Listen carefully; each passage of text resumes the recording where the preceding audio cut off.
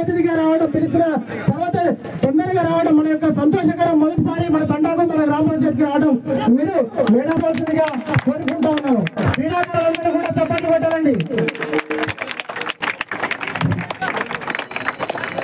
ఇది last day apply చేసుకోవడానికి. Last day అని ఏం లేదు, తర్వాత కూడా ఏమైనా ఉంటే మీరు అప్లై చేసుకోండి. మరి చాలా మంది రేషన్ కార్డు లేకుండా ఇబ్బంది పడుతున్నామని చెప్తున్నారు.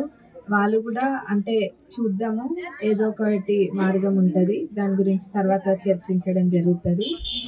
ఇంకా ఏవైతే పనులు ఇక్కడ పెండింగ్ ఉన్నాయని చెప్తున్నారో, ఏమైనా కావాలో రాబోయే రోజులలో అవన్నీ కూడా తప్పకుండా ముందో వెనుకనో కానీ పనులన్నీ కూడా తప్పకుండా జరుగుతాయి. మరి ఈ ప్రభుత్వం ఏర్పడి నెలనే అయింది కాబట్టి మరి ఇవన్నీ కూడా జరుగుతాయి. కొంచెము మనము ఇన్ని రోజులు ఓపిక పట్టినాం కాబట్టి ఇంకొన్ని రోజులు ఆగితే అన్ని పనులు అవుతుంటాయి మనకి. ఇప్పటికే చూస్తే కాంగ్రెస్ ప్రభుత్వం 2 పథకాలను అమలు జరగడం జరిగింది. పథకాలలో ఉన్న 2 గ్యారంటీలని, అది ఒకటి ఏంటంటే ఉచిత ప్రయాణం మహిళలకి బస్సులలో, ఇంకొకటి మన ఆరోగ్యశ్రీ. ఈ 2 కూడా ప్రభుత్వం ఏర్పడ్డ 2 రోజుల్లోనే అమలు జరగడం జరిగింది కాంగ్రెస్ ప్రభుత్వము. మన రాష్ట్రం ఏ స్థాయిలో ఉందో మీ అందరికీ తెలియని విషయం. అట్లనే అదే తీరుగా ఇప్పుడు రాబోయే రోజులలో ఇచ్చిన సమయం ఏదైతుందో ఆ సమయంలో ఆ మిగతా గ్యారంటీలను కూడా తప్పకుండా అమలు పరుస్తారు. అందుకే మరి ఇప్పుడు ప్రజల దగ్గరకే మన ముఖ్యమంత్రి గారు ఉప ముఖ్యమంత్రి ప్రజల పాలన వచ్చింది.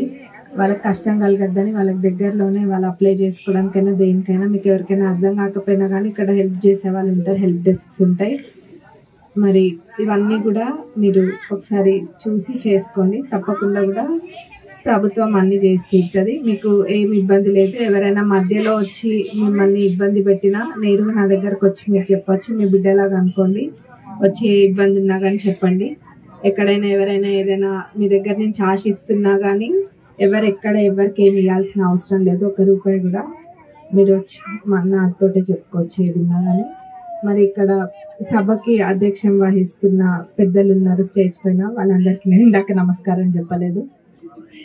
ఎంపీపీ గారు ఉన్నారు, వైస్ ఎంపీపీ గారు ఉన్నారు, మన ఎంపీటీఓ గారు, సర్పంచ్ గారు, ఉప సర్పంచ్ గారు, వార్డ్ మెంబర్లు అందరికీ నమస్కారాలు. మరి ముందున్న మీ అందరికీ ప్రజలందరికీ కూడా నమస్కారాలు.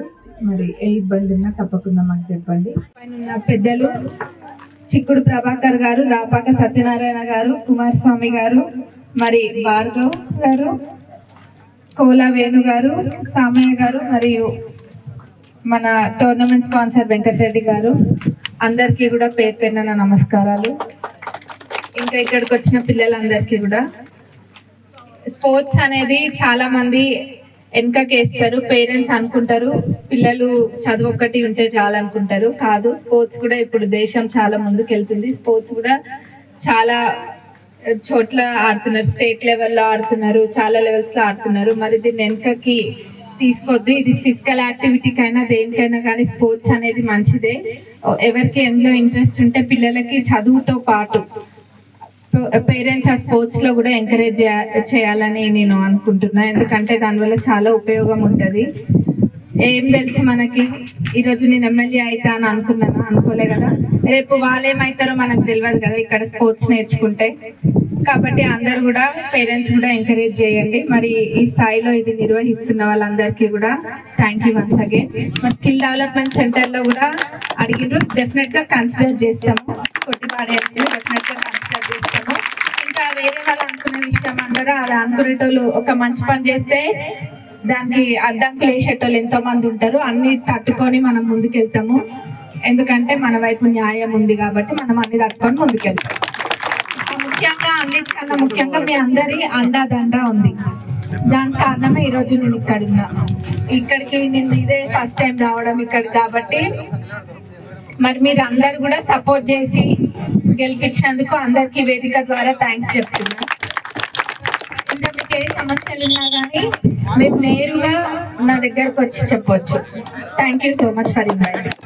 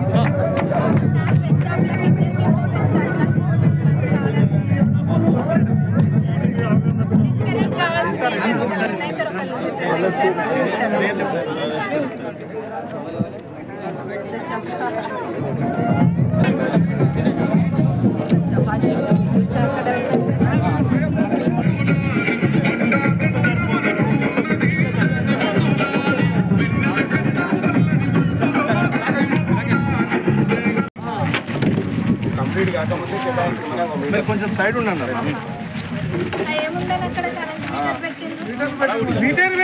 షోయింగ్ అంతే షోయింగ్ దానికి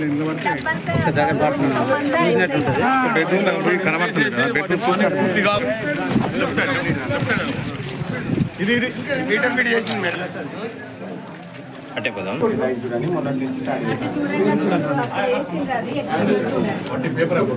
పేపరే కనిపిస్తుంది పొర చూసిండ్రా ఎంత పల్సగా ఉందో అసలు అక్కడ పొర ఎట్లా కనిపిస్తుంది ఇంత పల్సగా ఉంది కట్టించడానికి ఇంకా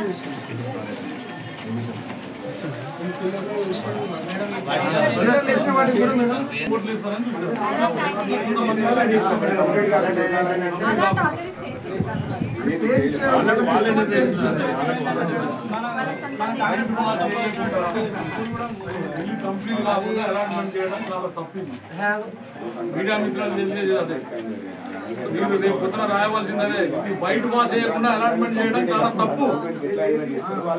ఈసీ అన్నప్పుడు ఈసీలు ఎవరికో ఎవరికి అయితే కానీ